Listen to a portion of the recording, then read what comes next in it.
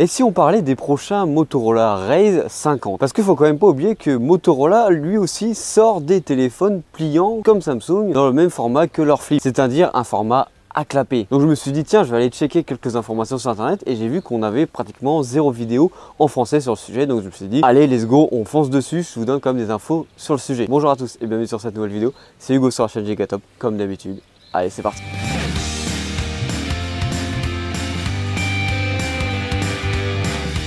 Bien sûr comme d'habitude n'hésite pas à t'abonner et à liker, ça fera toujours plaisir à la chaîne. T'as vu cette fois-ci, on est sorti du studio, on est dehors. Bon on a encore la petite doudoune parce que il caille alors qu'on est en été. Et ça c'est pas beaucoup. Concrètement les Razr 50 sont revenus au devant de l'actualité grâce à la publication de Motorola US qui annonce la date de présentation de ces téléphones. Ne t'inquiète pas, je te le dirai un petit peu plus loin dans la vidéo pour gagner un petit peu plus de watch time sur la vidéo.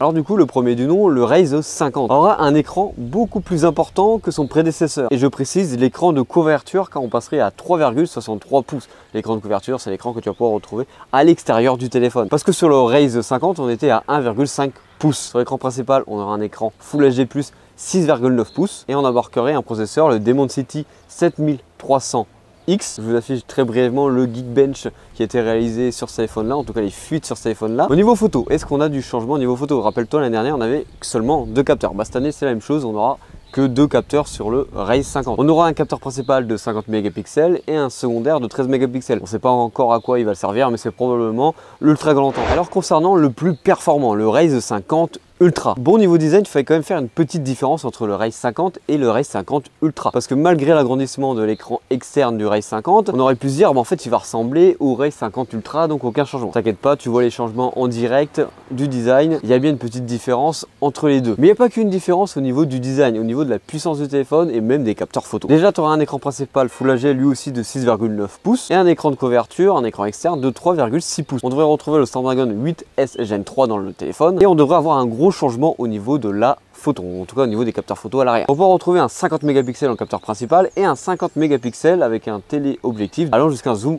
x2. Et apparemment on n'aurait pas d'ultra grand angle dans ce téléphone là. Je veux bien avoir ton avis sur le sujet. Est-ce que c'est important en vrai d'avoir un ultra grand angle dans son téléphone quand on se limite seulement à 2 capteurs? Personnellement moi l'ultra grand angle j'utilise pratiquement jamais. J'utilise plus souvent mon zoom pour venir prendre des photos de quelqu'un. En tout cas c'est beaucoup plus polyvalent d'avoir selon moi un zoom performant dans son téléphone plutôt qu'un ultra grand angle. Et c'est quand même une amélioration par rapport au Razr 40 Ultra. Parce que rappelle-toi le capteur principal il était de seulement 12 mégapixels et l'ultra grand angle était seulement de 13 mégapixels. Bon on est d'accord, les mégapixels sur les capteurs photo ça ne veut rien dire, on est d'accord. Mais ça apporte quand même beaucoup d'avantages par rapport à d'autres capteurs. Sur ce téléphone là, on devrait avoir une batterie de 4000 mAh avec une charge filaire de 68 watts. C'est une belle augmentation car avant on était limité à 30 watts en charge filaire. Alors du coup la fameuse date de sortie, la date de présentation de ces téléphones, c'est le 25 juin, donc la semaine prochaine. Au niveau prix on n'a pas trop de changements. Pour le Razr 50 Ultra, le téléphone se déclinerait en plusieurs couleurs, le vert, le bleu et la couleur pêche et serait à 1199 € pour la version 12 Go de RAM